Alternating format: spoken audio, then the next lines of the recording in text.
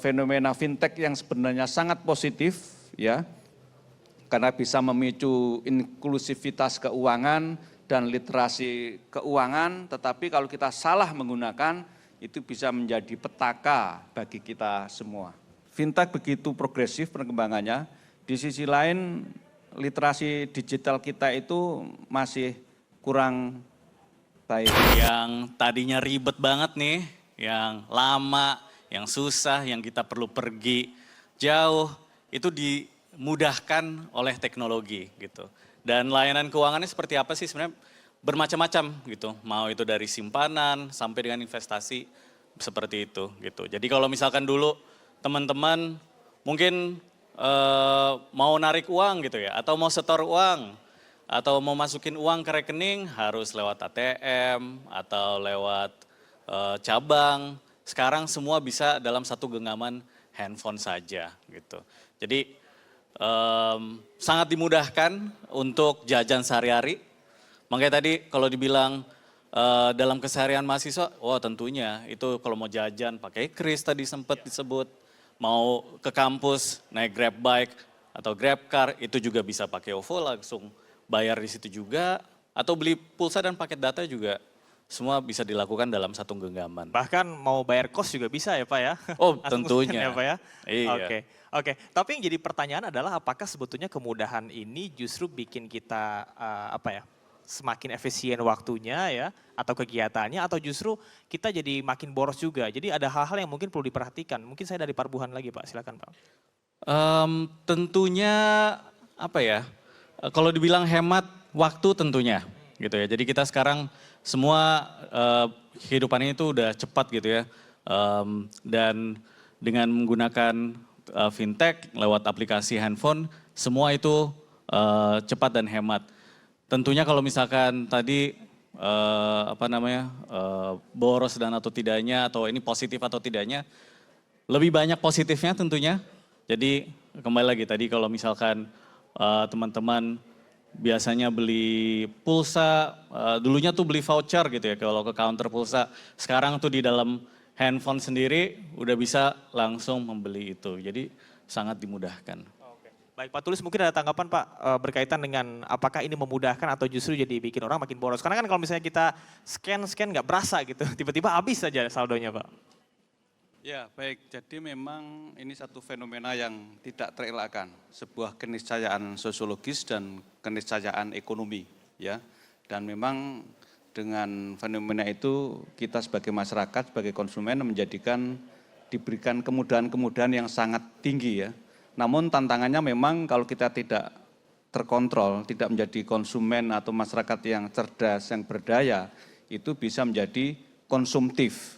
Nah tetapi itu bisa diatasi dengan satu paradigma, satu wawasan bahwa ketika kita menggunakan satu teknologi finansial ini, maka harusnya kita punya satu visi bahwa kita menggunakan itu adalah berdasarkan kebutuhan, ya, berdasarkan need, bukan berdasarkan keinginan-keinginan. Nah, kalau kemudian kita berdasarkan keinginan-keinginan atau want, ini yang kemudian menjadi pemicu, menjadi trigger konsumtif. Ya, konsumtif itu sebenarnya ada positif negatifnya ya Pak ya. Dalam arti positifnya itu merangsang pertumbuhan ekonomi mikro ya. Karena kemudian ekonomi bergerak lebih cepat karena masyarakat membelanjakan uangnya, mahasiswa membelanjakan uangnya.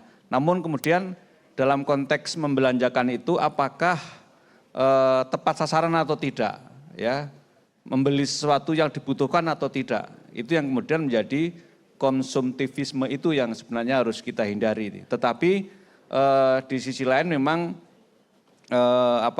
ketika kita ingin bertransaksi mestinya sudah mempelajari dulu kira-kira kelebihan-kelebihannya apa, kemudian kekurangan-kekurangannya apa, dan sehingga kita ketika menggunakan satu fintech itu memang berdasarkan kebutuhan kita sehari-hari, apakah untuk tadi transaksi membayar, termasuk membayar uang kos gitu ya, atau membayar tagihan, listrik dan segala macam. Ini yang saya kira kita harus punya wawasan untuk itu. Ya, jangan sampai uang kita habis, terkuras, tapi itu masih mendingan. kalau kemudian kita terjerat oleh pinjaman online ilegal. Nah ini teman-teman yang harus kita antisipasi. Karena menurut data OJK yang ada, bahwa kalangan Gen Z ya di kampus ini yang terjerat oleh pinjaman online dan dominan itu ilegal adalah dari usia 19 sampai 30 tahun. Artinya itu generasi Gen Z. Ini harus waspada. Ya. Dan saya beberapa punya pengalaman ya, mahasiswa kejerat pinjol, ini sangat ironis dan kemudian menjadi beban orang tuanya dari puluhan juta sampai mungkin mendekati ratusan juta. Nah, ini teman-teman mesti waspada bahwa kalau kita bicara fintech atau khususnya pinjaman online itu sebenarnya sudah diganti ya Pak ya, menjadi pinjaman daring ya versi OJK. Nah, sialnya di dalam praksis itu lebih banyak yang ilegal daripada legal. Ya, kalau OVO pastilah reputasinya baik ya, sangat baik. Tetapi ada ribuan, puluhan ribu yang ilegal. Nah ini yang kemudian teman-teman sering terjerat oleh pinjaman yang ilegal, yang bunganya tidak terhitung, yang dendanya tidak terhitung. Akhirnya bunga berbunga dari hanya 500.000 menjadi 1 juta, sampai puluhan juta bahkan ratusan juta. Nah inilah yang harus diwaspadai oleh teman-teman mahasiswa sehingga jangan sampai fenomena fintech yang sebenarnya sangat positif ya karena bisa memicu inklusivitas keuangan dan literasi keuangan, tetapi kalau kita salah menggunakan itu bisa menjadi petaka bagi kita semua. Artinya memang sebetulnya fintech ini sesuatu yang tidak jauh-jauh dari kita ya, bukan sesuatu yang rumit dan bisa dipahami, cuman memang kontrol diri kita ya Pak ya. Ya ini kan sesuai dengan era, di satu sisi kan ini gabungan ya antara digitalisasi dari sisi teknologi dan kemudian dari sisi finansial. Sehingga memang spiritnya sangat bagus, Yang dulu masyarakat tidak bisa, banyak masyarakat kita yang tidak terakses oleh bank atau unbankable, ini kan teman-teman ekonomi ya, pasti ngerti data-datanya. Nah, literasi finansial kita itu masih hanya 50%, bahkan kurang.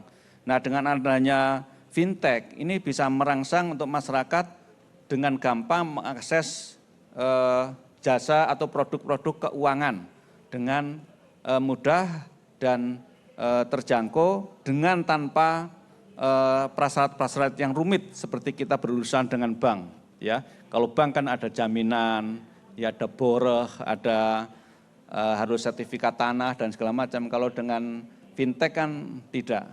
Oke, gitu. Baik Pak Tulus, di acara kita kali ini kita juga ingin melihat ya di manifestasi In Collaboration Fintech Academy by OVO ini, kan tadi Bapak sebutkan bahwasanya mungkin saja terjadi perilaku konsumtif kalau misalnya kita tidak tahu literasinya ya Pak ya, hal-hal yang perlu diperhatikan. Nah mungkin dari Pak Burhan apakah setuju Pak bahwasanya fintech ini dan juga kemudahan bertransaksi cashless ini membuat masyarakat terutama generasi muda jadi konsumtif? Bisa banget sebenarnya, tapi kembali lagi tadi semua itu harus kembali ke diri sendiri gitu ya. Ini mungkin tadi kalau Pak Bupati sempat mention banyak ilmu itu kadang nggak kita terima di lingkungan akademis gitu ya. Nah salah satunya itu personal finance gitu. Dan di sini bagaimana kita menjaga keuangan kita, bagaimana kita mengontrol spending kita, simpanan kita gitu. Itu yang sebenarnya masing-masing teman-teman mahasiswa di sini itu perlu benar-benar lebih teliti lagi gitu ya. Dan perlu konsisten gitu. Dan karena memang resikonya sangat besar. Karena apa? Karena kemudahan gitu. Jadi sekarang apa-apa scan kris bisa. Yang kecil-kecil ya, yang nggak berasa itu ya. Yang nggak berasa, justru bocornya itu yang kadang lebih harus perhatikan gitu ya. Jadi memang ada resiko tersebut gitu. Artinya kita bisa highlight kesadaran finansial, hal-hal yang kecil, yang mudah justru itu yang menguras. Setuju nggak Pak Tulus dengan hal itu Pak? Harus ada kesadaran finansial Pak untuk kita semua. Ya tentu saja, karena kan sebagai masyarakat, sebagai konsumen harus punya kesadaran untuk itu. Tetapi kesadaran itu tidak tumbuh dari langit ya, tapi harus dipelajari dan tentu di dalam berinteraksi dengan fintech, kita sebenarnya kan kelemahan mendasar masyarakat kita itu literasi digital kita itu masih kurang baik.